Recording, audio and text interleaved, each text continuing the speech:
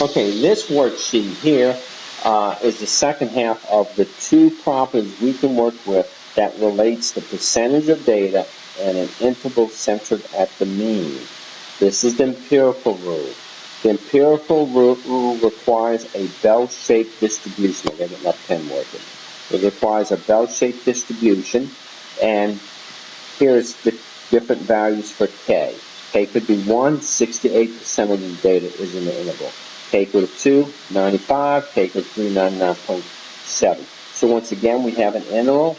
It is centered at the mean, and the distance from the mean to an endpoint, that distance is related to K times sigma. Okay, that's an important relationship. Now for this one here, we're going to look up, or we're going to work with a table as opposed to the Chebyshev formula.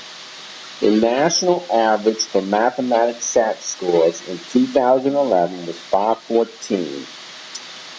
Now, suppose that the distribution of scores was approximately bell-shaped and that the standard deviation was approximately 40. What boundaries would you expect 68% of the scores to fall in? Okay? I'm going to skip this one for now. Let's work on this one right here. 68% of the scores will fall in what boundaries? Well, again, we have an interval. It's going to be centered at the mean.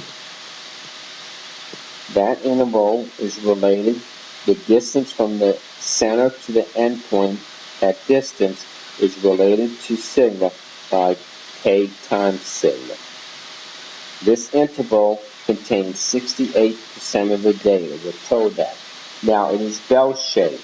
So it's bell-shaped. We know that 68% of the data falls within one standard deviation. So, from the table, we get K is equal to 1.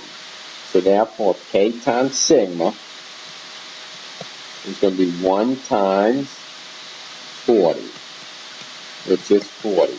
So the distance is 40, so we're going to add 40, and we're going to subtract 40, right? When we add 40, we get 554. When we subtract 40, we get 474. And so here's an interval that contains 68% of our data.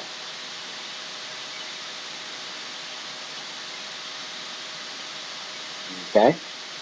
Now the second question, let's see what's going on. Let me do the second question. What percentage of scores would be higher or above 594? I'm going to work this one out here, over here. Now this, again, will not be on your test 1, okay? But it could be on the final exam.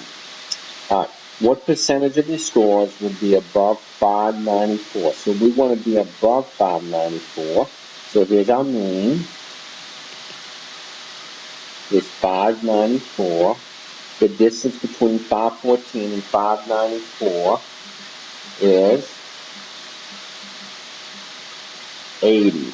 That distance is equal to 80. I could have done that by hand. Right. We know the relationship between 80 and sigma is 80 is equal to K times sigma, right? We have sigma, that's 40. Correct?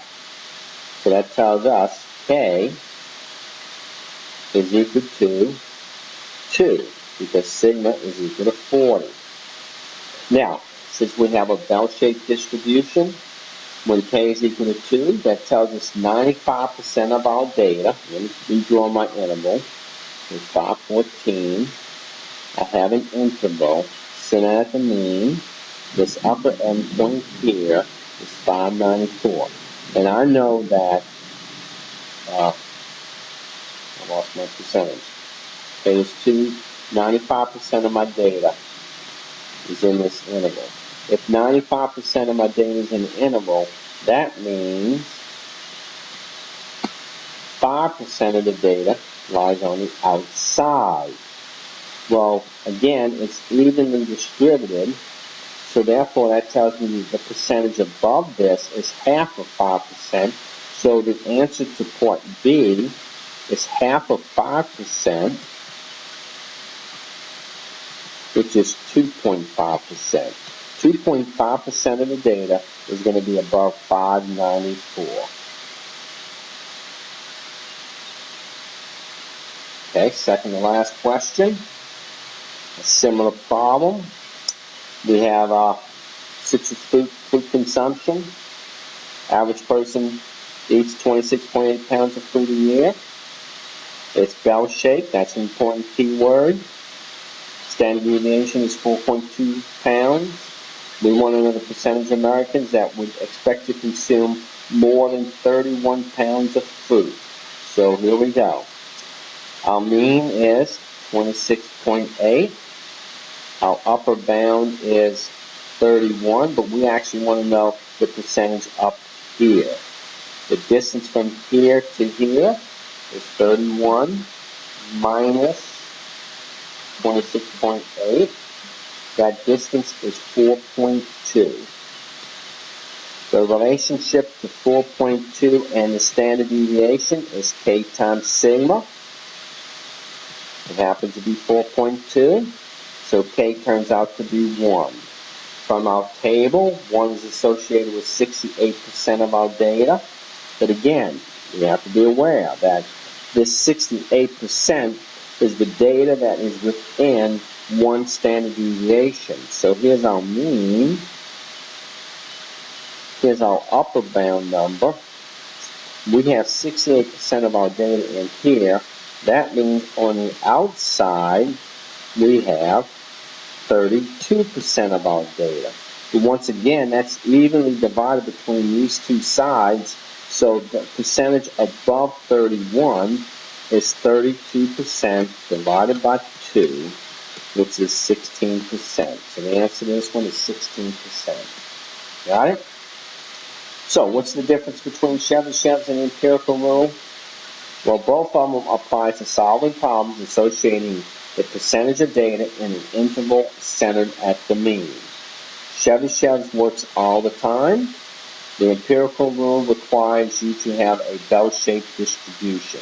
So in summary, when we have an interval that is centered at our mean,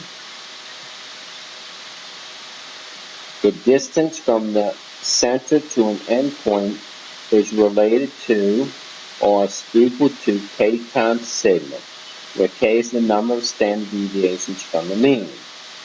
K can be determined or is related to the percentage in that interval by one of two things. Chevyshev's is a formula. The empirical rule is a table, right? So, depending on if you have a bell shape or non-bell shape, tells you which one to work with. But this is basically the key information. The distance to an endpoint, formula, and then do you work with Chevyshev's relating k to sigma, or do you work with the table relating k to sigma? Okay? That's it.